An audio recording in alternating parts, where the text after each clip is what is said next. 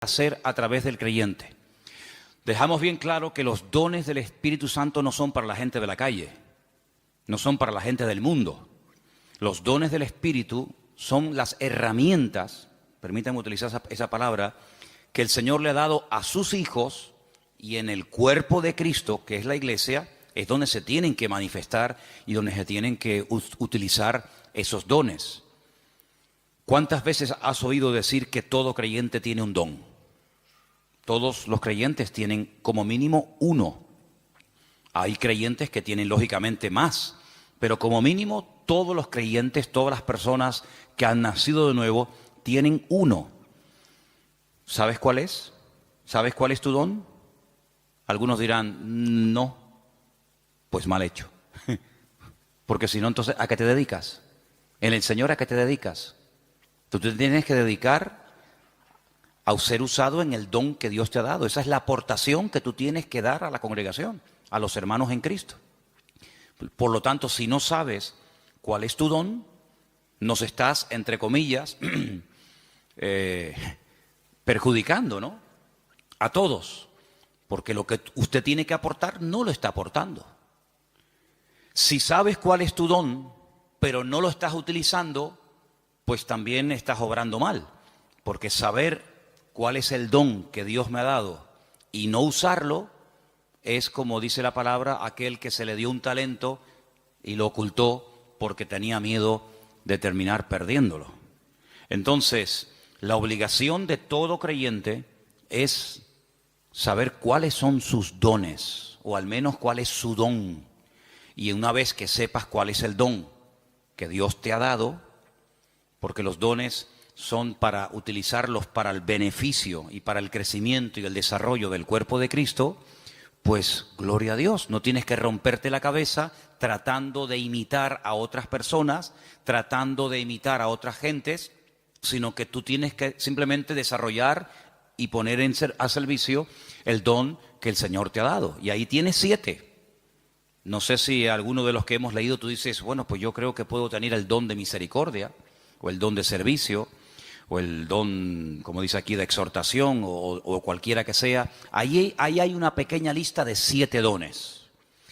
Si estos fueran pocos, y si dices, bueno, yo con estos dones no me siento identificado, hay otra lista, ¿vale? Son las 2 únicas listas que hay en el Nuevo Testamento de dones, de regalos, de herramientas que Dios le da a los creyentes para que lógicamente los usen. Dice que cada uno ministre según el don que ha recibido de parte del Señor. La otra lista es muy fácil de aprender, porque también está en otro capítulo 12, pero en esta ocasión en Primera de Corintios. Entonces, la primera lista está en Romanos 12, donde hay 7 dones que ahí se nombran, y la segunda lista está en el capítulo 12 de Primera de Corintios.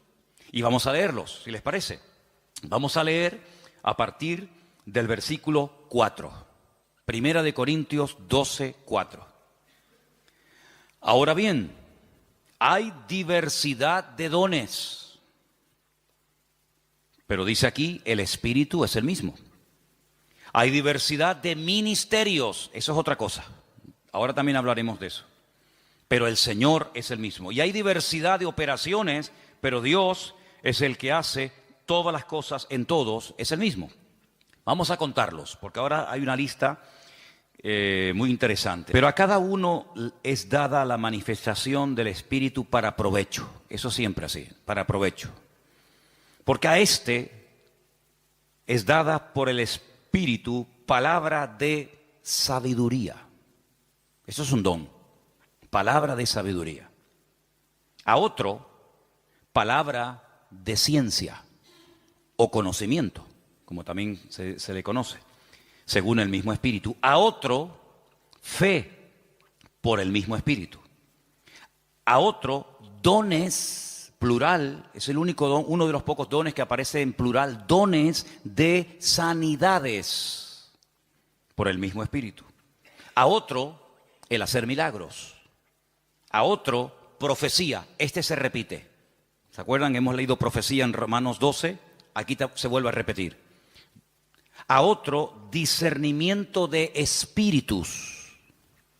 a otro diversos géneros de lenguas y a otro interpretación de lenguas. ¿Cuántos hay? Aquí hay 9. Pero bueno, digamos que se repite uno que aparece en Romanos 12, pero son 9.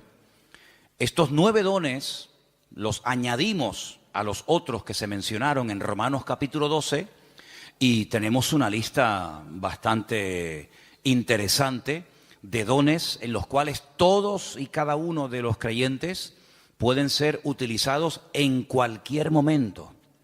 Ahora, hay creyentes que han sido utilizados de una forma no regular, sino de una forma, digamos, una vez y ya está, en uno de estos dones o de los que hemos leído en Romanos 12. Pero eso es una cosa, y otra cosa es que frecuentemente, asiduamente, como algo ya normal en tu vida, haya uno o varios dones que se manifiestan en tu vida. En el Antiguo Testamento, por supuesto que el Espíritu de Dios también operaba, es decir, el Espíritu Santo no estaba muerto y entró en acción en el Nuevo Testamento, ni mucho menos. En el Antiguo Testamento hubieron personas que hicieron tremendos milagros, tremendos. Hubieron profetas que llegaron a resucitar muertos, por ejemplo Elías, por ejemplo Eliseo. En el Antiguo Testamento encontramos a un hombre que dice la Biblia que Dios le dio una sabiduría tan grande que no hubo otro en toda la tierra capaz de tener aquella sabiduría que este hombre tuvo. Y estoy refiriéndome, como bien saben ustedes, al rey Salomón, que había momentos en los que la gente no sabía qué hacer y él daba la palabra exacta y concreta y específica y problema solucionado, porque la palabra de sabiduría no es para destacar por encima de los demás, sino es para a veces solucionar situaciones que a menos que haya una palabra de sabiduría, una palabra específica de parte del Señor, porque no es un consejo, sino es una palabra concreta y específica, esto es lo que hay que hacer. Y ahí viene la palabra, el bálsamo, viene la respuesta, es lo que el Señor haría si estuviera en nuestra situación. ¿Vale? Eso es la palabra de sabiduría. Y en el Antiguo Testamento hay personas que fueron utilizadas con palabra de sabiduría, con dones de sanidades, con dones de fe, de milagros, etcétera, etcétera.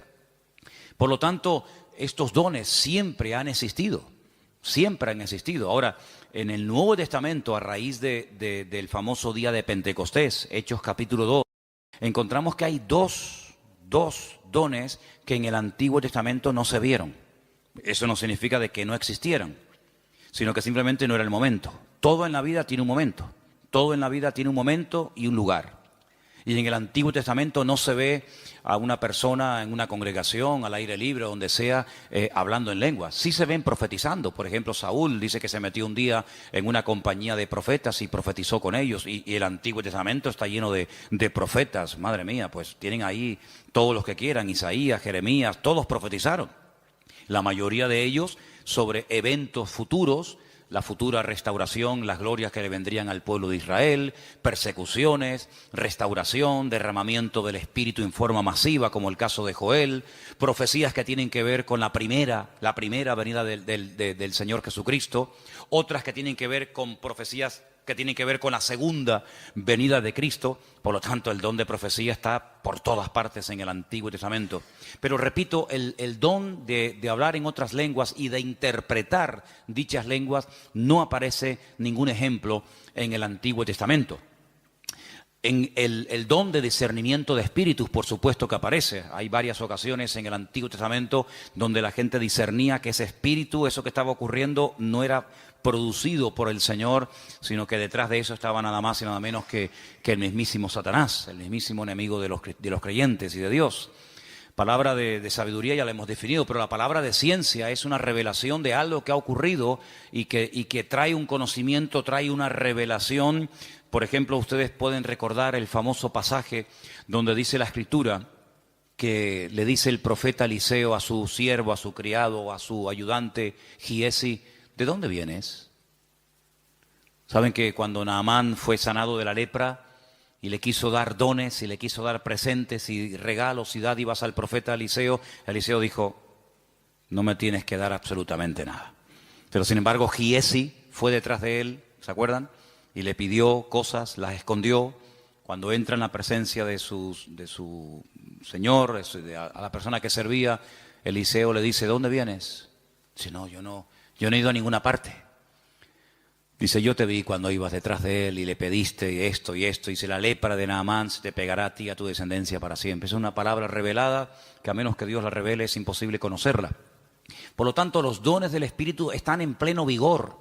Yo sé que hay círculos, evangélicos en algunas congregaciones donde dicen abiertamente, y no tienen ningún reparo en decirlo, que cuando, por ejemplo, murieron los 12 apóstoles, incluido Pablo, los dones, las manifestaciones del Espíritu como que se acabaron.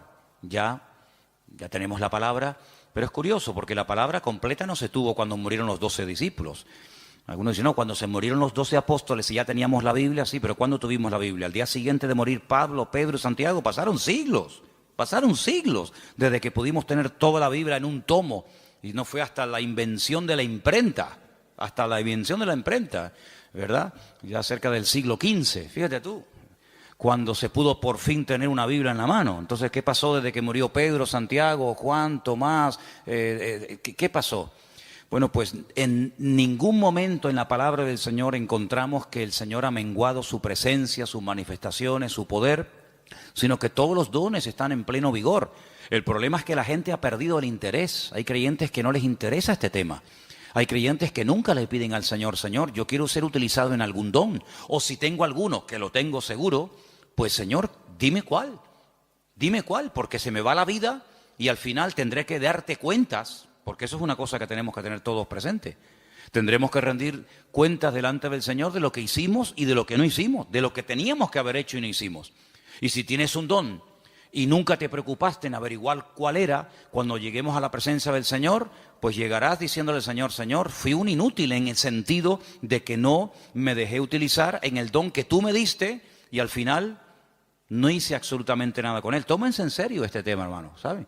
Tómense en serio este tema. Esto no es algo opcional. No, yo no tengo ninguno. No, a mí no me interesa. Yo soy muy joven, yo soy muy mayor. Yo no tengo tiempo. Mire, la vida cristiana no la organizamos nosotros a nuestra manera. La vida cristiana está bien establecida en la palabra y la palabra de Dios nos enseña que algún día tendremos que presentarnos delante del Señor y rendir cuentas por todo lo que hemos hecho. Y una de las cosas por las cuales tendremos que rendirle cuentas al Señor es por el don o los dones que el Señor nos dio, ¿qué hicimos con ellos? Espero que todos podamos decir, Señor, yo el don lo utilicé, lo puse al servicio del cuerpo de Cristo, pude bendecir a otros hermanos, etcétera, etcétera. Así que quédense con estos dos capítulos, Romanos 12 y el otro era 1 Corintios 12. Son los dos únicos capítulos que aparecen en el Nuevo Testamento, donde aparecen las listas, 7 por un lado, 9 por otro. Hay dones que son de expresión, hay dones que para poder utilizarlos tienes que abrir la boca. Don de lenguas, pues si no abres la boca, ya me contarás a mí cómo vas a ser utilizado en ese don. Don de interpretación de lengua, don de profecía. Pues hay dones que no hace falta que digas nada para ser usado en él. Hay dones que no tienes que decir nada, pero hay otros dones que sí tienen que utilizarse, las palabras, ¿verdad?, para poder ser utilizado y para poder fluir en ese don. Todos los dones, por supuesto, podemos ver cantidad de porciones en el Nuevo Testamento, en el Antiguo Testamento, de cómo obraban, cómo operaban, cómo se manifestaba cada uno de ellos. Pero luego hay algo que no tiene nada que ver con el don o con los dones del Espíritu Santo. Y es lo que leímos el otro día en Gálatas, capítulo 5, ¿se acuerdan? Y es lo que la Biblia llama el fruto, que no tiene, repito, nada que ver con los dones. La iglesia de Corinto, ¿se acuerdan ustedes? La iglesia de Corinto tenía todos los dones. Primera de Corintios, capítulo 1, dice, nada os falta en ningún don. Si pudiéramos entrar y ver esa iglesia, allí en esa iglesia se hablaban lenguas, se interpretaba, se profetizaba. En esa iglesia estaban todos los dones en plena operación.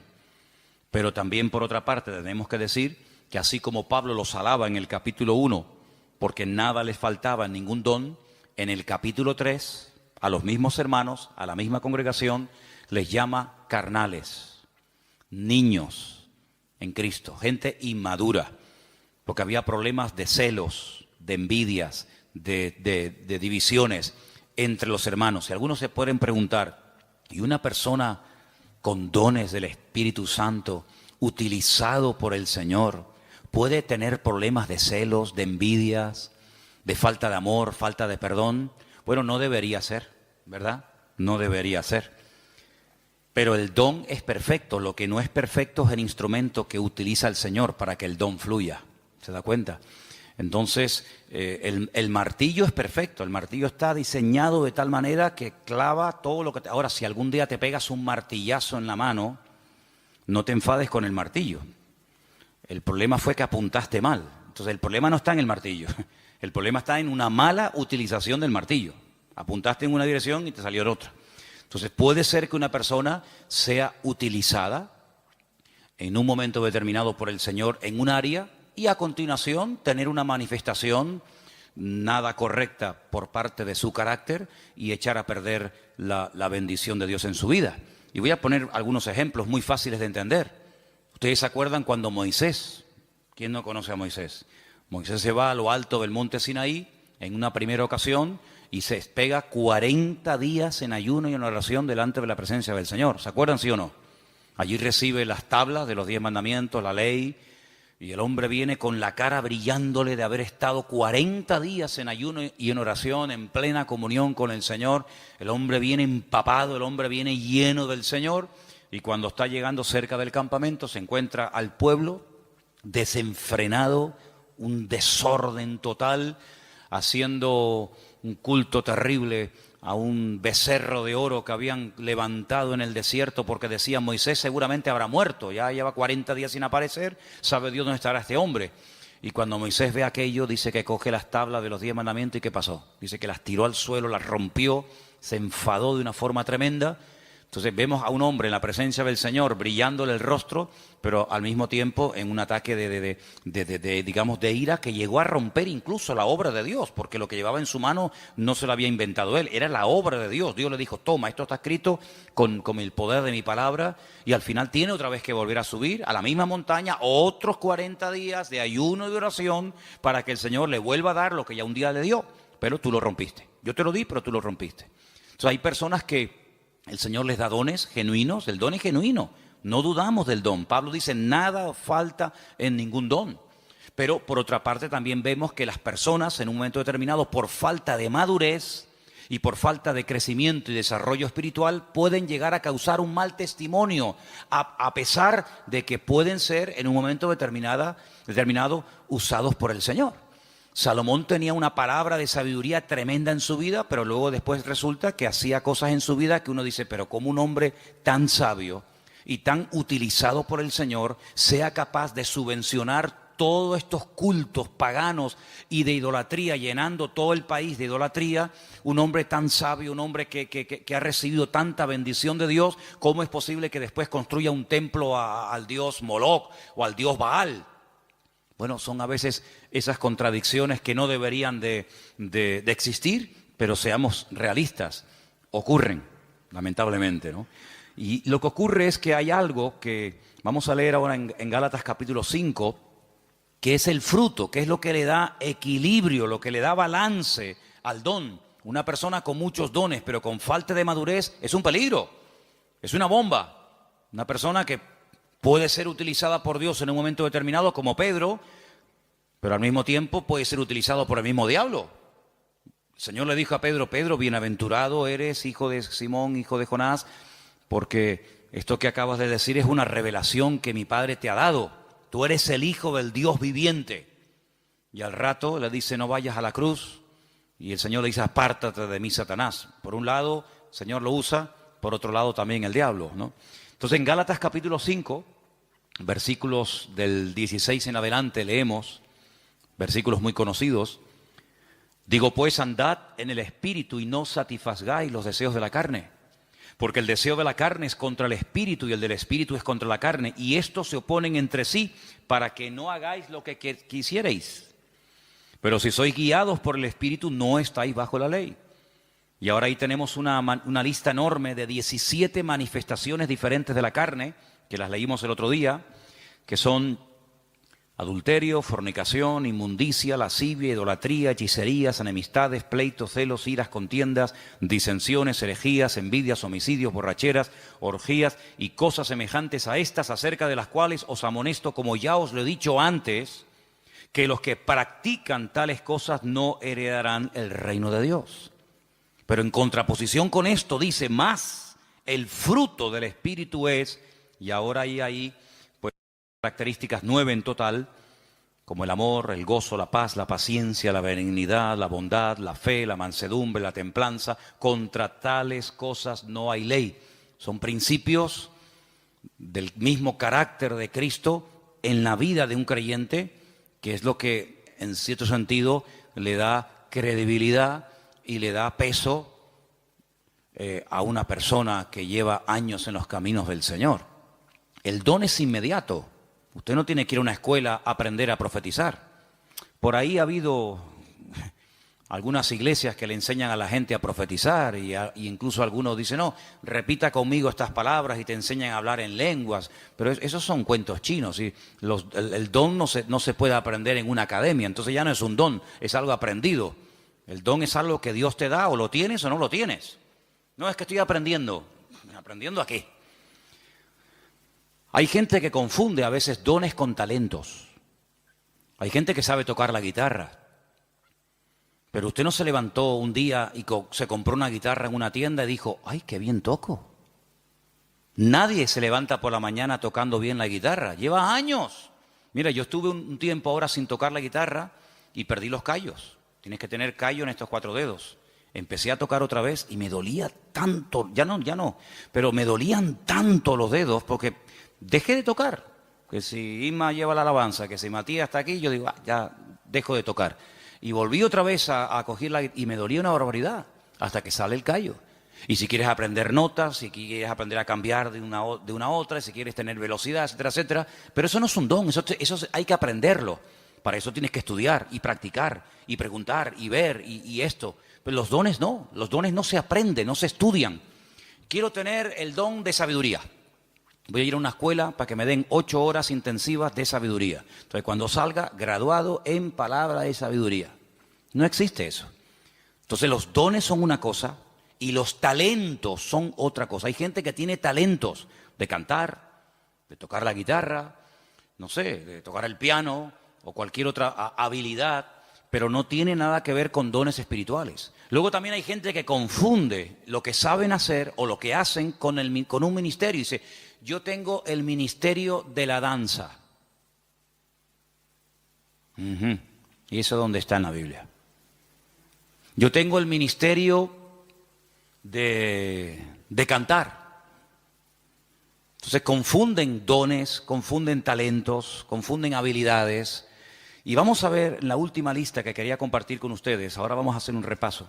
En Efesios capítulo 4, ahí se mencionan los ministerios. Los dones es una cosa, los talentos es otra cosa, el fruto es otra cosa y los ministerios es otra cosa completamente diferente. Y aquí vamos a leer una porción un poquito más extensa para que ustedes sepan para qué son los ministerios. Estamos en Efesios capítulo 4. Efesios capítulo 4. Y voy a leer a partir del versículo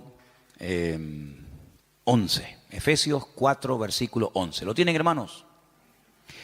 Y él mismo constituyó a unos apóstoles, a otros profetas, a otros evangelistas, a otros pastores y maestros. ¿Cuántos hay? ¿Cuántos ministerios? Cuéntelos. Los mismos dedos que tiene en su mano. 5. Apóstoles, dice aquí versículo 11. Segundo, profetas, evangelistas, pastores y maestros. ¿Lo podemos decir los 5 ya? A ver. Apóstoles, profetas, evangelistas, pastores y maestros. Esos son los 5 ministerios. Esos son los 5 ministerios. ¿Dónde está el ministerio de tocar la guitarra? ¿Dónde está el ministerio de danzar?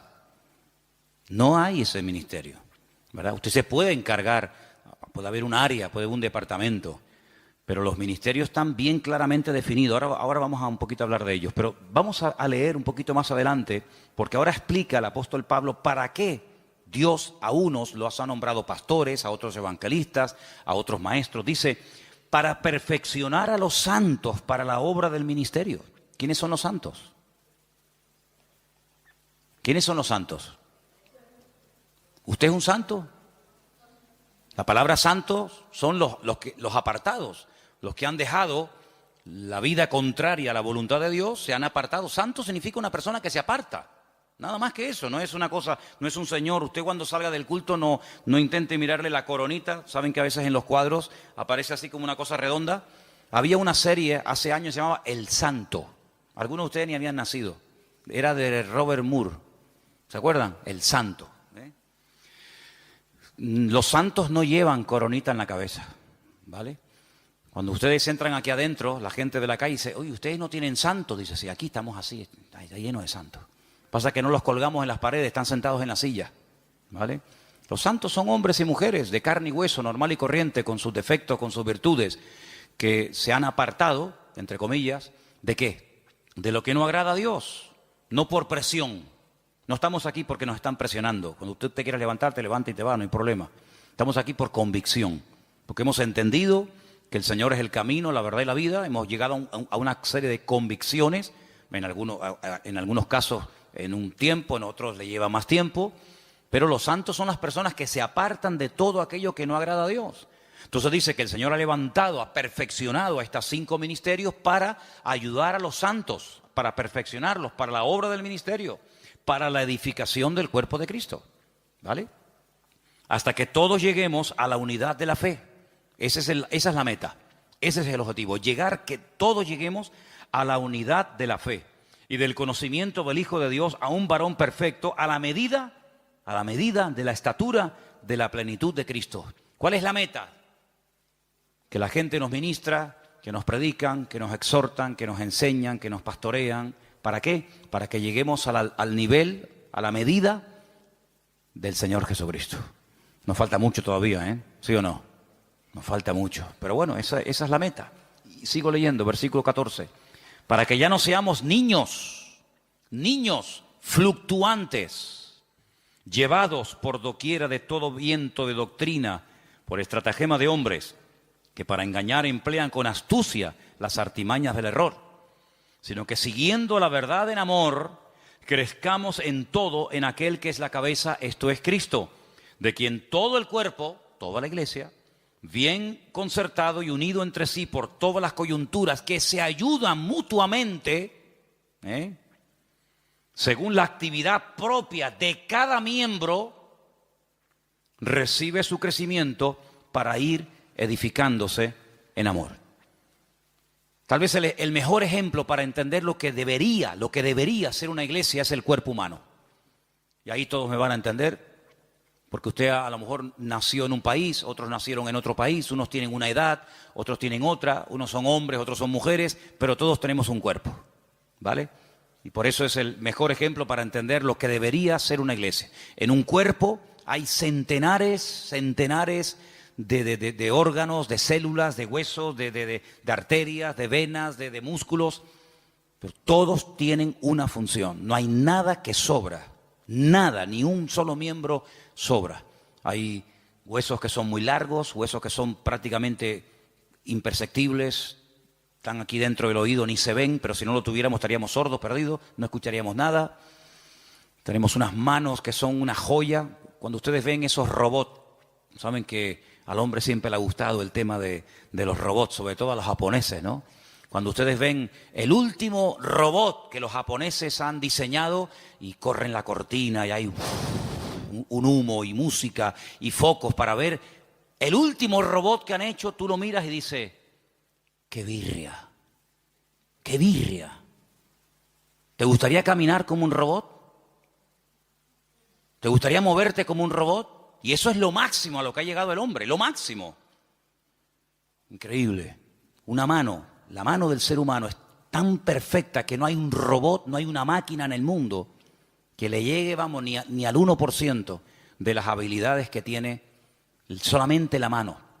El ojo, no hay una cámara en el mundo que sea tan perfecta como el ojo del ser humano. Una bomba de agua que tarde o temprano termina rompiéndose. Aquí tenemos una bomba aquí dentro del pecho que está 70, 80, 90, 100 años en algunos casos. Pum, pum, pum, pum, pum, pum, pum. Millones de litros de sangre bombeando por la mañana, por la tarde, por la noche, de pie, sentados, acostados, en avión, en la cama, de jóvenes, de niños, hasta en el vientre de nuestra madre. Es una cosa increíble. Los filtros que tenemos en el cuerpo, los que tenemos coche, de vez en cuando tenemos que cambiar el filtro de aceite, ¿sí o no? El filtro del aire, hace poco le cambié al coche mío el filtro del aire y yo digo, pero señor, si yo le suelo cambiar muy a menudo los filtros, estaba negro, negro. ¿Cuándo fue la última vez que te cambiaron los filtros? Tenemos los riñones. Ay, amigo, eso es una maravilla, los filtros que tenemos. La polución que tragamos todos los días y no decimos, mira, cámbiame los riñones, ponme dos nuevos, el hígado, ponme uno nuevo de vez en cuando. Es algo increíble, una perfección alucinante, hermano, increíble, increíble. Bueno, pues eso es lo que el apóstol Pablo dice, mira, así como nuestro cuerpo, todos los miembros se ayudan el uno al otro. Dice, si todo el cuerpo fuera ojo, ¿cómo caminaríamos? ¿Cómo cogeríamos las cosas? ¿Te imaginas un ojo así? Un ojo gigante. ¿Cómo hacemos? No podríamos oír a nadie, pero si fuéramos solamente una oreja, ¿te imaginas una oreja así? O que fuéramos solamente lengua, una lengua ahí de 1,80. Sería terrible. Pero Dios ha puesto todo en el cuerpo humano con una perfección increíble, increíble, hermano. El apóstol Pablo dice, así deberían ser los creyentes en las iglesias. Ay, si el corazón no quiere trabajar, nos morimos, un infarto. Si el cuerpo dice, bueno, no voy a caminar más, inválidos. Y en una iglesia, hermanos, cuando alguien se pega años sentado en una silla y no aporta nada, no es lo mismo que si tuviéramos un brazo que no se quiere mover, ahí caído, paralítico. ¿Saben que hubo una época en la historia? Hubo una época, parece mentira, el hombre a veces ha inventado cosas tan extrañas. Ha habido momentos en la historia en la que ha habido hombres que han querido vivir de una forma santa, sin pecar, sin contaminarse en el mundo. Y hay casos de personas que se pegaron 20 años en lo alto de una columna, allá arriba, porque no quería tener contacto con el mundo. Gente que se amarraban los brazos y los brazos terminaban perdiendo la movilidad. ¿Qué te parece? Pero ¿cuántas veces en las iglesias encontramos que hay gente que son personas que no aportan? Son grandes orejas, son orejas enormes. Imagínense venir un día a la iglesia y encontrarte una oreja así, ahí en una silla, en la otra, orejas así, sí. ¿Y estos quiénes son? Los oidores. Estos son los que oyen. Sería terrible, ¿no? Sería terrible. Pero así como en el cuerpo, cuando un miembro no quiere funcionar, el cuerpo se enferma. Así de claro, y hay que operarlo, hay que meterlo en el quirófano. En una iglesia, cuando un miembro no desarrolla sus dones, sino oye, y venga a oír, y venga a oír, y venga a oír, venga a oír, y el hermano se murió oyendo sermones. Ahí enterramos al hermano, a la hermana Doña Oreja, la Doña Oreja. Pues pasa exactamente igual. Entonces deberíamos tener esa mentalidad de decir, Señor, así como en el cuerpo los miembros tienen que funcionar, mis manos tienen que funcionar, mi mente, mis ojos, mis oídos, mis riñones, mis pulmones, mis pies, mi oreja, todo tiene que funcionar a la perfección cuando yo quiero hacer uso de ellos. Pues la Biblia dice que la iglesia es como un cuerpo, pero cuidado, hay un detalle muy importante. Dice que la iglesia es un cuerpo, pero la cabeza del cuerpo es Cristo. ¿Cuántos dicen amén? ¿Y por qué dice la cabeza? Porque de la cabeza, amigos, salen todas las órdenes. Usted puede tener unas piernas de oro, puede tener un corazón maravilloso, pero si la cabeza no funciona, amigo, Cristo es la cabeza de la iglesia. Él es el que da las órdenes, Él es el que dice, quiero utilizar esta mano, quiero utilizar esta boca, quiero utilizar a este hermano, quiero utilizar a este joven, quiero utilizar a esta familia. Y el miembro no se puede negar, porque el que recibe las órdenes es el miembro, pero el que las da es la cabeza. ¿Y cuántas veces nosotros con nuestra actitud le decimos al Señor, no, yo no? Es como si yo le diga a mis manos, coge la Biblia y lee, y la mano dice, no quiero trabajar. ¿Y cómo cojo la Biblia? Claro, algunos me dirán, pero hay gente que pinta unos cuadros preciosos con la boca. Sí, pero eso no es lo normal. La excepción no confirma la regla. He visto gente, hace poco vi en un canal esto de internet, vi a un chico que toca la guitarra con los pies, que ya me gustaría a mí con las manos tocar la guitarra como este la toca con los pies. Algo increíble, pero no es lo normal. La guitarra no está diseñada, la forma de una guitarra está diseñada para que se toque con las manos, con las dos, con la derecha y con la izquierda. Puede ser que una persona toque la guitarra con los pies, sí, pero no es lo normal. Entonces, cuando en una congregación hay personas que tienen dones, que tienen talentos, que han escuchado durante años y años y años palabra, pero no aportan, es como cuando un miembro del cuerpo humano dice no quiero trabajar. Entonces, todo el resto del cuerpo se perjudica porque las manos no quieren trabajar. ¿Cuántas veces vemos a personas por la calle que van en silla de ruedas? ¿Por qué? Porque sus piernas no funcionan. Sí, todo lo demás le funciona, pero las piernas no caminan. Entonces, en una congregación nos tenemos que mentalizar que todos tenemos que aportar algo. Todos tenemos algo que aportar. Y cuando tú te niegas por tu carácter, por tu timidez, por tus complejos, por lo que sea, te niegas a aportar, te niegas a involucrarte, te niegas a colaborar, estás perjudicándonos a todos. Es como si yo esta tarde dijera, no voy a predicar. Y me subo aquí a la plataforma y ustedes dicen, ¿y qué le pasa hoy a Manolo? ¿No? Que dice que no va a predicar. ¿Y entonces? Armandito dice que no quiere tocar la guitarra. El padre que está allí en el ordenador dice que hoy no va a grabar. La batería. Veo que de oídos estáis muy bien. ¿Qué te parece, amigo? Entonces, si hiciéramos un día un experimento y dijéramos, bueno, Armando, padre, lo vamos a poner en la batería. Y al hijo lo vamos a poner en la guitarra. Y a Ima la vamos a poner que toque el bajo. Y al otro lo vamos a poner que... No funciona, porque tenemos que ser un equipo. Y para que todo funcione, cada uno tiene que estar en su sitio. ¿Quién es el que nos pone en el sitio? Bueno, por supuesto el Señor. Siempre las respuestas nuestras a veces son muy espirituales. El Señor es mi pastor, nada me faltará. Ya, pero tu pastor terrenal, ¿quién es? ¿Tu iglesia cuál es? No, yo pertenezco a la iglesia universal del Señor. Ya, me parece muy bien, hermana, pero su iglesia en la tierra, ¿cuál es? ¿Verdad? ¿Quién le pone en el sitio? No, el Señor me pone, ya, el Señor le pone, pero ¿a través de quién le pone? Cuando las ovejas se levantan por la mañana y tienen hambre, ¿cuál de todas las ovejas decide a dónde se tiene que ir el rebaño a buscar pasto? ¿Cuál? ¿La más vieja? ¿La más joven? ¿La más lista? ¿La más guapa? ¿La más gordita? Ninguna.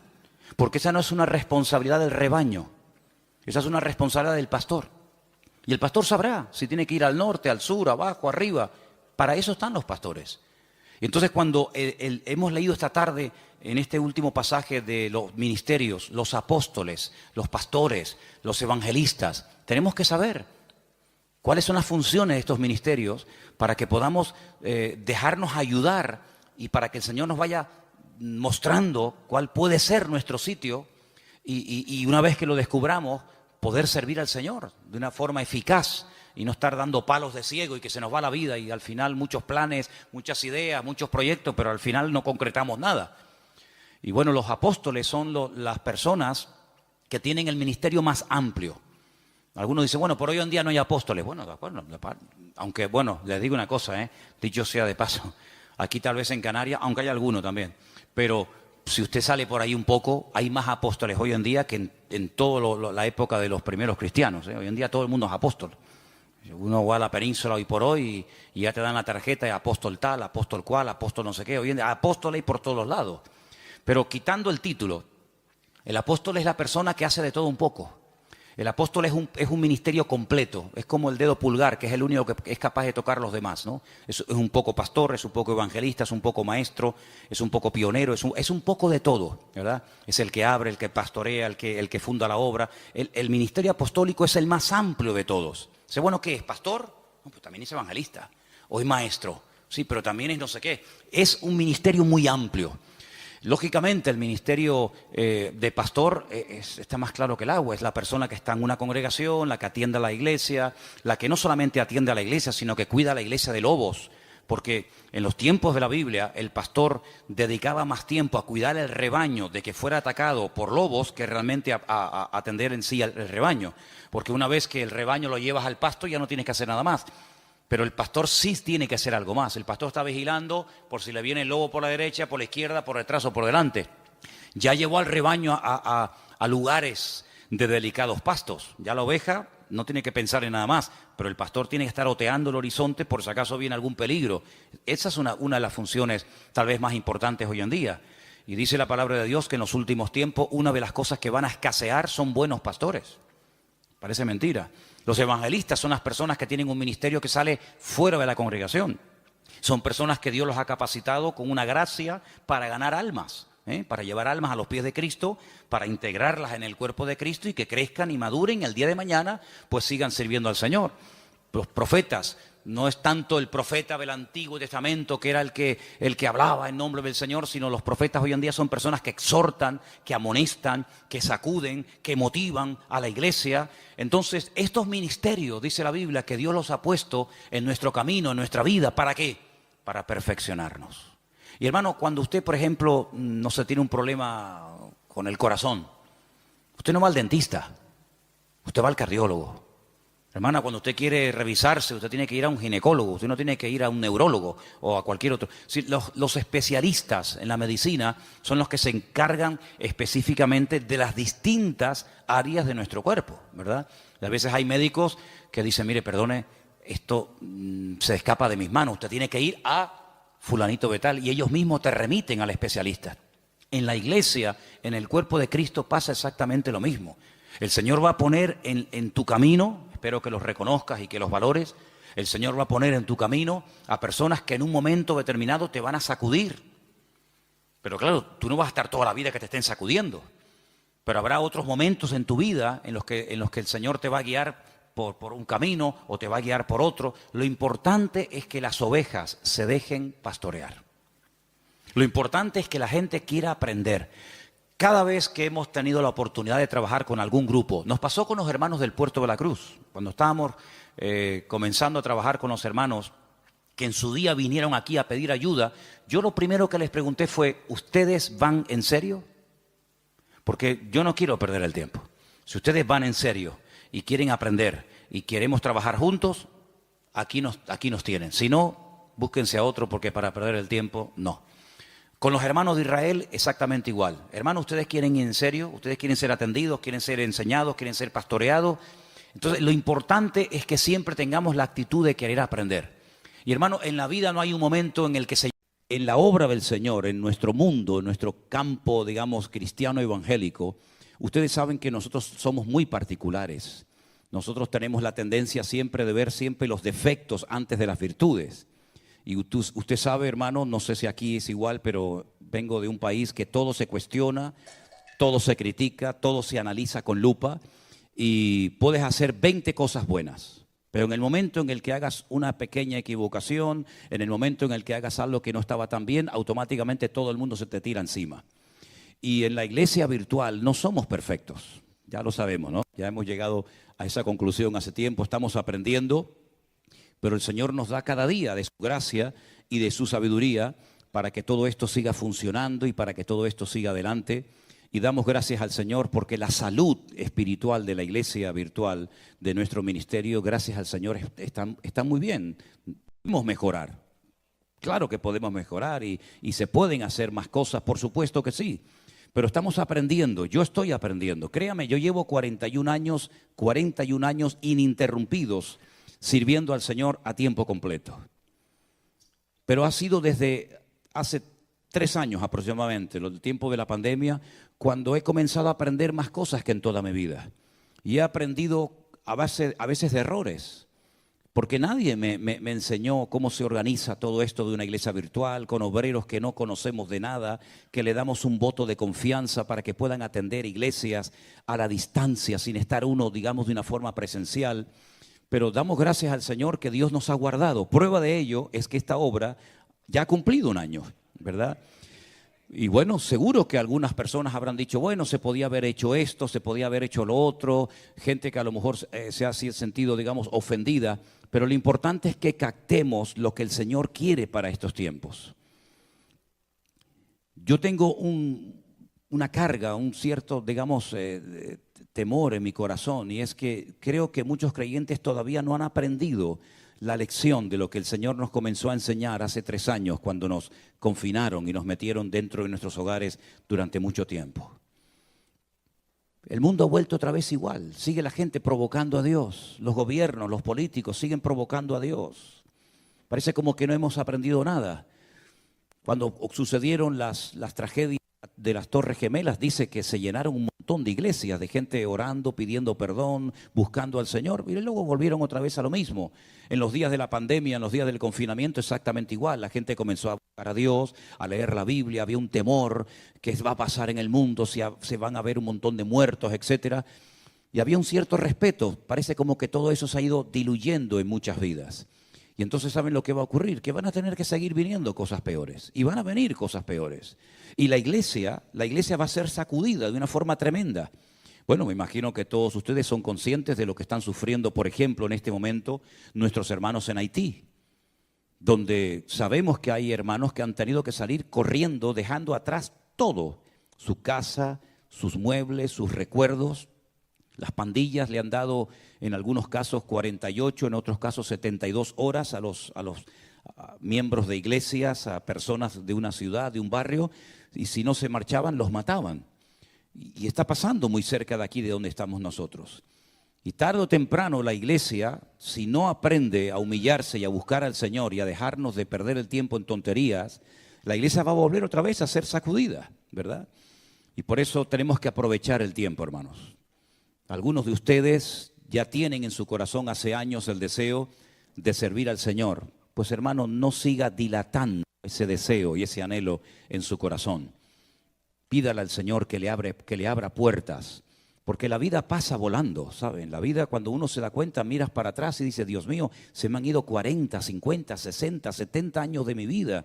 Y toda mi vida ha sido trabajar y trabajar y trabajar y comprar y pagar deudas. ¿Y para ti qué he hecho, Señor? Y yo sé que no es fácil que las personas se animen y se levanten para servir al Señor, pero yo animo a todos y a cada uno de ustedes a que no pierdan el tiempo. Yo sé que hay que trabajar, yo sé que hay deudas que pagar, yo sé que hay hijos, yo sé que hay familias, hay universidades, hay muchas cosas. Pero lo más importante de todo es que el Señor sea lo primero en nuestra vida. Y si no tenemos tiempo para otras cosas, no pasa nada. Pero qué triste cuando me encuentro a creyentes que me dicen, pastor, es que yo no tengo tiempo para estudiar y leer la Biblia. Usted sabe lo que me está diciendo, hermano. No tiene tiempo para leer la Biblia, no tiene tiempo para orar. No tiene tiempo ni siquiera un día a la semana para venir a un lugar a alabar al Señor junto con otros hermanos. Esa es la tragedia de muchos cristianos hoy en día. Y son honestos cuando dicen, es que no tengo tiempo. Claro, porque se han enredado con tantas cosas que no saben cómo salir de esos esquemas. Pero yo creo que el Señor nos está enseñando y nos ha hablado muy claramente a nosotros de que no podemos perder el tiempo y de que tenemos que poner la mano en el arado y no mirar atrás. Porque la vida es corta y se pasa volando. Así que lo que tengamos que hacer, hagámoslo pronto. ¿Cuántos dicen amén? Cierren sus ojos un momentito. Vamos a orar a nuestro Dios. Entiendo que hoy es una reunión única y exclusivamente para los miembros de nuestra iglesia aquí en San Francisco y otros hermanos que han venido como nuestro hermano Pablo, nuestro hermano Ali, nuestro hermano Gregorio y otros que han venido, ¿verdad?, de otras partes. Pero queremos que en esta tarde el Señor hable a nuestras vidas y nos ministre y podamos salir de aquí diciendo, hoy el Señor me habló. Hoy el Señor tocó mi corazón. Hoy tocó el Señor mi vida. Señor, te doy muchas gracias en esta noche por este año que nuestra obra ha cumplido aquí en este lugar, Señor. Gracias porque tú has sido fiel, supliendo todas nuestras necesidades, cuidando de nuestras vidas, dándonos gracia y fortaleza y sabiduría para que tu obra no se detenga por nada ni por nadie. Pedimos, Señor, que en este momento aquí reunidos en torno a tu palabra, tú nos hables, Señor, y podamos salir en esta noche diciendo, hoy mi Señor habló a mi corazón para poder seguir adelante, corriendo con paciencia la carrera, peleando la buena batalla y manteniendo la fe. Ayúdanos, Señor, a servirte, a honrarte y a no quitar nunca nuestra mirada y nuestra confianza de ti. Gracias, Señor. Te lo pedimos todo en el nombre bendito de Jesús. Amén y amén. El libro más antiguo de la Biblia, de los 66 que tenemos, el más antiguo es el libro de Job. Gracias, hermano. Sabemos que nuestras Biblias no están en un orden cronológico. Incluso sabemos que internamente hay libros, por ejemplo, lo pueden notar si ustedes leen el libro de Primera de Samuel, que ni siquiera hay libros que están ordenados interiormente. A la Biblia le pasa exactamente lo mismo. La Biblia empieza por el libro del Génesis, hablándonos de personajes como por ejemplo Abraham, Moisés, Jacob, Isaac. Pero sin embargo el libro del Génesis, por lo que relata sí, pero no es el libro más antiguo de la Biblia. El libro más antiguo de la Biblia y el personaje más antiguo de la Escritura es el libro del Job. Es un libro muy interesante. Es un libro donde vamos a ver en esta noche, con ayuda del Señor, cosas que no tenemos que olvidar nunca en nuestra vida. En el capítulo 1 voy a estar leyendo algunos versículos y después vamos a estar compartiendo grandes y profundas enseñanzas de este extraordinario libro. El capítulo 1 comienza diciéndonos lo siguiente: hubo en la tierra de Uz un varón llamado Job. Este era un hombre perfecto. Si le choca la palabra perfecto, ponga la palabra completo, que es la palabra que realmente debería haberse traducido. Un hombre que era completo, era recto delante de Dios, temeroso de Dios, apartado del mal. Le habían nacido 7 hijos y 3 hijas, en total 10. Su hacienda, su patrimonio, consistía en 7,000 ovejas, 3,000 camellos, 500 yuntas de bueyes, 500 asnas y muchísimos criados. Y era aquel varón más grande que todos los orientales. Iban sus hijos y hacían banquetes en sus casas, cada uno en su día, y enviaban a llamar a sus 3 hermanas para que comiesen y bebiesen con ellos. Y acontecía que habiendo pasado el turno los días del convite, Job enviaba y los santificaba. Y se levantaba de mañana y ofrecía holocaustos conforme al número de todos ellos, porque Job decía: quizás habrán pecado mis hijos y habrán blasfemado contra Dios en sus corazones. De esta manera hacía todos los días. Un día, versículo 6, vinieron a presentarse delante del Señor los hijos de Dios. Aclaramos que en este capítulo, como en otros, el término hijos de Dios no se refiere a personas que recibieron en sus corazones a Cristo o al Señor en sus vidas, como por ejemplo sería hoy en día. En aquel tiempo a los ángeles se les llamaba hijos de Dios. Benei Elohim es el término que dice en el texto original. Vinieron a presentarse los hijos de Dios o los ángeles, entre los cuales vino también Satanás. Y le dijo el Señor a Satanás: ¿de dónde vienes? Y él le respondió: de rodear la tierra y de andar por ella. El Señor le dijo a Satanás: ¿no has considerado a mi siervo Job, que no hay otro como él en la tierra, varón perfecto y recto, temeroso de Dios y apartado del mal? Respondiendo Satanás al Señor le dijo: ¿acaso teme Job a Dios de balde? Escuchen bien lo que le dice Satanás a Dios. ¿No le has cercado alrededor a él y a su casa y a todo lo que tiene? Al trabajo de sus manos has dado bendición, por tanto sus bienes han aumentado sobre la tierra. Pero extiende ahora tu mano y toca todo lo que tiene y verás si no blasfema contra ti en tu misma presencia. El Señor le dijo a Satanás: he aquí, todo lo que tiene está en tu mano, solamente no pongas tu mano sobre él. Y salió Satanás de delante de la presencia de Dios. ¿Cuántos dicen amén? Es un libro que contiene algunos misterios, ¿no? Cómo Satanás, a pesar de que ya había sido expulsado de la presencia, del entorno de la presencia del Señor, todavía tenía acceso a hablar con Dios en momentos puntuales. Satanás es un ser que no tiene la capacidad de estar en todas partes al mismo tiempo. Solamente Dios puede estar en todas partes al mismo tiempo. Y ese atributo se conoce como omnipresencia. Satanás no puede estar aquí y en Europa al mismo tiempo. No puede estar aquí y en África al mismo tiempo. Solamente puede estar en un solo lugar, porque no es un ser omnipresente. Tampoco puede hacer todo lo que quiera, porque el único que tiene todo el poder y no conoce ningún tipo de limitaciones, ni de tiempo, ni de espacio, ni de ninguna otra índole, es nuestro Dios. Por eso otro atributo típico de Dios es la omnipotencia. Y tampoco Satanás sabe todas las cosas.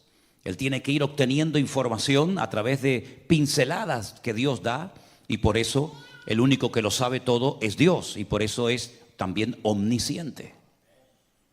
Ahora, en este momento de la historia en la que todavía no había nacido Abraham, ni los grandes personajes del Antiguo Testamento que todos los conocemos, ¿de dónde sacó este hombre esta integridad, esta santidad, esta vida de orden? No lo sabemos. Lo que sí sabemos es que Dios presumía de Job. Lo que sí sabemos es que Job fue un referente en su tiempo, en su generación.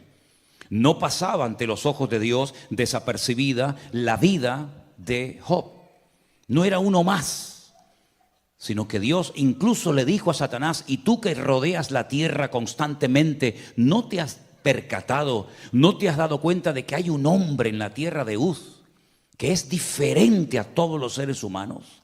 Es un hombre recto, es un hombre que me teme, que me respeta, es un hombre que me honra, un hombre que me bendice. Es un hombre cabal, un hombre en una santidad extraordinaria. ¿No te has dado cuenta de él? Y Satanás dijo: sí, yo me he dado cuenta de él. Porque hay personas que le molestan a Satanás.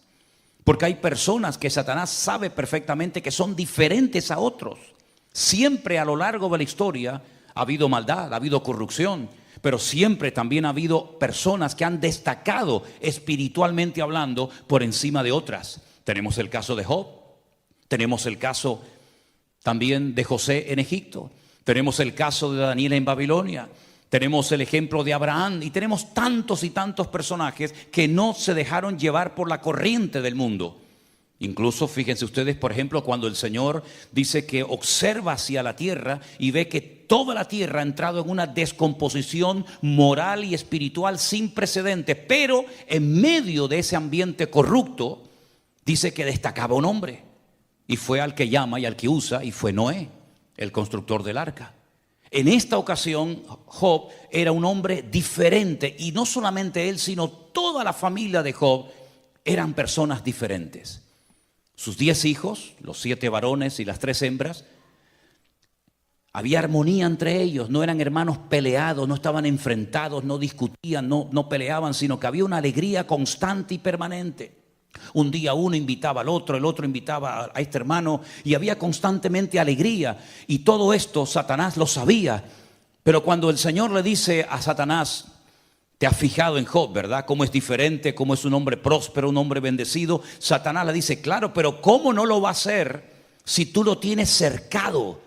Tú le has puesto una protección sobrenatural que a mí me impide tocarlo, que a mí me impide afectar su estabilidad física, moral o espiritual. Pero quítale esa protección para que veas cómo él es como los demás.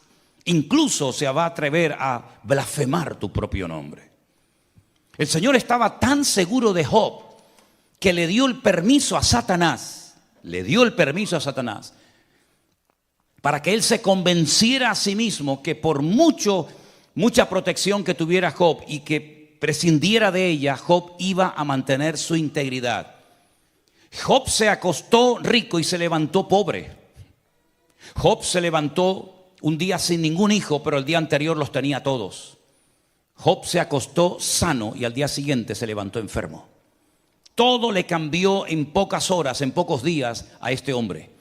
Perdió a sus 10 hijos, perdió su matrimonio, perdió su salud, perdió miles de camellos, miles de bueyes, miles de ovejas, miles de asnas. Todos los criados los perdió, sus propiedades desaparecieron, pero nunca blasfemó contra Dios. Ahora, si nos damos cuenta en el libro de Job, hay cosas que a mí personalmente me llaman mucho la atención. Porque la pregunta que salta cuando leemos las páginas de Job es: ¿por qué Dios permitió que sufriera tanto este hombre? Los sufrimientos de Job fueron tan espantosos que dice que él tenía 3 amigos que vivían en 3 regiones diferentes, que vinieron a visitarlo cuando se enteraron de sus desgracias, y cuando lo vieron dice que no lo reconocieron. Estaba tan cambiado, tan envejecido, tan destruido, que dice que se sentaron con él durante una semana y no fueron capaces de decirle ni una sola palabra. Nunca habían visto a un hombre con tanto dolor, con tanto sufrimiento, tan destruido como este hombre. Al poco tiempo, cuando empiezan a abrir sus bocas, más que para consolarlo, vinieron para condenarlo. Porque hay gente que siempre van a venir para condenarte y echarte un jarro de agua fría encima, porque relacionan el sufrimiento con el pecado. Y es verdad que a veces por pecar sufrimos cosas que podíamos habernos evitado. Por supuesto que sí. Es cierto que el pecado abre la puerta a muchas desgracias que se podían haber evitado si hubiéramos mantenido el orden y nuestra comunión y relación con el Señor. Pero en el caso de Job no es así. Esa regla aquí se rompe. Job ni siquiera está siendo probado por Dios, porque Dios sabía perfectamente con qué tipo de persona estaba tratando. Job no le pide, o el Señor no le pide permiso a Job para experimentar todos esos sufrimientos, sino que en el libro de Job podemos ver desde prácticamente el primer capítulo hasta el último la realidad del mundo espiritual. El mundo espiritual es tan real como el mundo natural, la dimensión en la que nosotros nos movemos hoy en día. Lo que pasa es que ese mundo espiritual, porque Dios lo ha hecho así, no nos permite verlo. Al contrario, sí, los demonios nos ven a nosotros, Satanás nos ve a nosotros, los ángeles nos ven a nosotros, pero ni siquiera nosotros podemos ver a Dios. Pero sabemos que está y sabemos que existe. La realidad del mundo espiritual en el libro de Job es tremenda, porque todo esto no fue producto de la mala suerte, dirían algunos. Ni siquiera porque Job había pecado, blasfemado el nombre de Dios, sino porque Dios le permite a Satanás zarandear y sacudir la vida de Job por un tiempo. Me han preguntado muchas veces, ¿crees que Job sabía lo que estaba pasando en el mundo espiritual entre Dios y Satanás? Bueno, la Biblia no nos da ninguna información. Las conversaciones entre Dios y el diablo, Job no las sabía. Nosotros las sabemos porque tenemos el libro, pero Job estaba haciendo historia y él no sabía lo que estaba pasando, pero dice que en ningún momento blasfema ni peca contra Dios. Es verdad que maldijo el día en el que nació, eso sí lo hizo. Pero en ningún momento, jamás, se enfadó con Dios. Es más, cuando su propia esposa le dice, ¿todavía vas a mantener tu integridad? ¿No te has dado cuenta de que ya Dios no está contigo? ¿No te has dado cuenta de que ya Dios te ha abandonado? ¿No te has dado cuenta de que no merece la pena honrar y servir a ese Dios que te ha causado tanto dolor y tanta tragedia? Maldice a Dios y muérete ya de una vez. Le desea a su propia esposa la muerte y lo tienta, lo incita a que se rebele contra su Dios. Y entonces es cuando él le dice, como cualquier mujer insensata, has hablado. ¿Recibiremos solamente el bien de parte de Dios y el mal no lo recibiremos? Él no se queja en ningún momento contra el Señor, porque él dice en el capítulo 1, verso 21, desnudo salí del vientre de mi madre y desnudo volveré. Dios dio y Dios quitó. Sea el nombre de Dios bendito. ¿De dónde sacaba fuerzas este hombre? ¿Cómo fue capaz de aguantar tantas penurias y sufrimientos este hombre? ¿Era una especie de superhombre, una especie de Superman? ¿Un hombre que lo pierde todo? ¿Un hombre que se queda sin nada? Sabiendo que no ha cometido ningún delito, ningún pecado contra Dios, sino que están pasando cosas que él no entiende, pero sabe que Dios no lo ha abandonado. Porque en el libro de Job se pierde todo menos la presencia y la fidelidad de nuestro Dios. Porque en la vida podremos perder muchas cosas. Podremos enterrar hijos, esposas, maridos, Podremos perder el trabajo, podremos perder la salud, podremos perder tantas cosas, pero nunca perderemos la presencia del Señor. Porque el Señor dijo: he aquí, yo estoy con vosotros todos los días hasta el fin del mundo. Es verdad que la vida de Job fue una vida extraordinaria, una vida maravillosa. A cualquiera de nosotros nos gustaría tener, aunque fuera el 10% de toda la bendición que Job tuvo antes de caer en esta penuria, en este calvario. Pero, queridos hermanos, Job sabía perfectamente que Dios tenía todo el derecho de probarlo y de permitir cosas que ninguna mente humana jamás sería capaz de entender y de explicar teológicamente lo que aquí está pasando. Pero este hombre sabía perfectamente que todo estaba bajo el control de Dios. Y lo que me llama la atención es que él nunca leyó la Biblia. Ni una sola letra de la Biblia se había escrito en la época de Job. Nunca leyó la Biblia. No tuvo ni un capítulo de la Biblia, ni un salmo, nada. Nunca tuvo un pastor. Nunca fue a ningún culto. No existían las iglesias, no existía el pueblo de Israel. No había la ley de Moisés, no estaban los sacerdotes, pero tenía una comunión con Dios tan espectacular que él sabía lo que se podía hacer y lo que nunca se debía de hacer. Job sabía perfectamente que Dios iba a estar con él en medio de aquellos sufrimientos terribles. Fíjense hasta qué punto el libro de Job es tremendo cuando tú ves a un hombre bendecido, un hombre prosperado, un hombre íntegro, un hombre temeroso de Dios, y lo ves de repente tan mal que algunos rabinos judíos en Israel dicen que el libro de Job no es la vida de un hombre, sino es una metáfora donde se emplea el nombre Job y Job, ¿no? Pero realmente lo que el libro está describiendo son los sufrimientos por los que pasaría el pueblo de Israel a lo largo de la historia de la humanidad, porque no aceptan, no se les mete en la cabeza que un hombre íntegro y un hombre santo y un hombre como Job fuera capaz de sufrir semejantes calamidades. Pero Dios tiene el derecho o no de hacer en nuestra vida lo que Él quiera, hermano. ¿Puede llevarnos el Señor a lugares donde no queremos ir? Por supuesto que sí.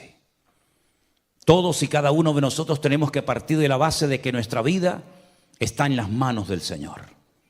Y Él puede permitir en momentos puntuales de la vida situaciones con las cuales tal vez no estamos de acuerdo, que nos hacen llorar, que nos hacen sufrir, no porque hayamos cometido un pecado, sino porque Dios simplemente ha decidido hacernos pasar por esa experiencia, pero que siempre de ella saldremos fortalecidos en el nombre del Señor. Job llegó a decir un día esa famosa frase que tantas veces la hemos dicho: aunque mi Dios me mate, lo seguiré adorando, porque yo sé que mi Redentor está vivo. Es increíble. Aunque tú me mates y nunca más me vuelvas a prosperar, ni a bendecir, ni a levantar, aunque he perdido a mis hijos, he perdido mi matrimonio, he perdido mi patrimonio, he perdido mi salud, aunque tú me termines matando, yo no voy a dejar de adorarte, porque yo sé quién eres tú, mi Señor. Y yo no te sigo por lo que tú me das, sino yo te sigo por lo que tú eres. Y aunque nunca más me vuelvas a levantar y a bendecir mi vida, yo te seguiré adorando. Pero aún hay expresiones más profundas. Él llegó a decir: y aunque mi carne se deshaga y se rompa toda mi vida, yo sé que con mis ojos veré a mi Señor. Y él hace una referencia a la resurrección. Y repito, él nunca había leído la Biblia. Él no sabía nada de teología, pero él sabía que algún día, cuando él muriera, se iba a presentar delante de la presencia del juez justo de toda la tierra, y el Señor lo recompensaría, y todos aquellos sufrimientos pasarían a la historia, y él tendría un cuerpo glorificado y una vida nueva en el Señor. Y es que la comunión con el Señor es algo tan importante y tan fundamental, que es lo que le va a dar estabilidad a nuestras vidas. Usted puede leer mucho la Biblia y conocer muchos textos de la Biblia, pero si no los aplica, si no los interioriza y los lleva a la práctica, de nada le va a servir ese conocimiento. Usted puede cantar de maravilla, usted puede echar fuera demonios, usted puede tener todos los dones del Espíritu Santo que quiera, usted puede sorprender a las multitudes, pero si usted no tiene comunión con el Señor, usted no tiene nada. Es más, el Señor Jesucristo dijo que en aquel día, hablando del juicio en los últimos tiempos, muchos se presentarían delante de Él, presentando sus grandes currículum, presentando sus grandes testimonios, diciendo: en tu nombre siempre yo hice maravillas, eché fuera demonios, levanté muertos, hice esto, profetizamos por aquí, predicamos por allá. Y el Señor dice: apartaos de mí, hacedores de maldad, porque nunca os conocí.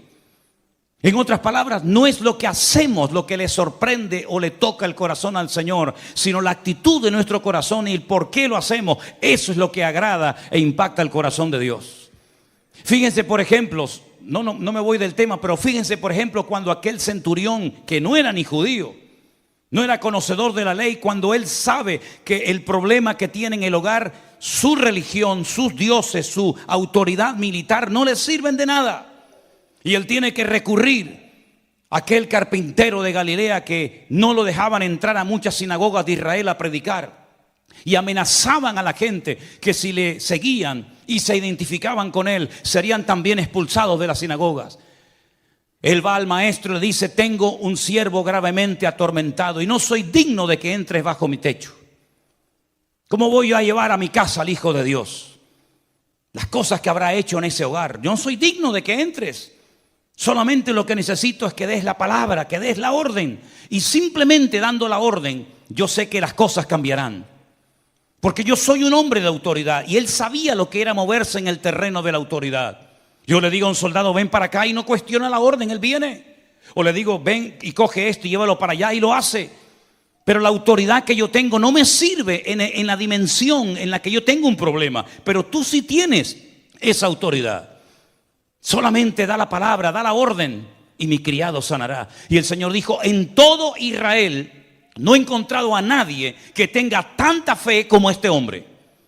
A un centurión romano, no a un judío, sino a un gentil, lo alaba públicamente por la tremenda fe que tenía y por el concepto de autoridad tan claro. Y sin embargo, a un discípulo un día le dijo: hombre de poca fe, ¿por qué dudaste?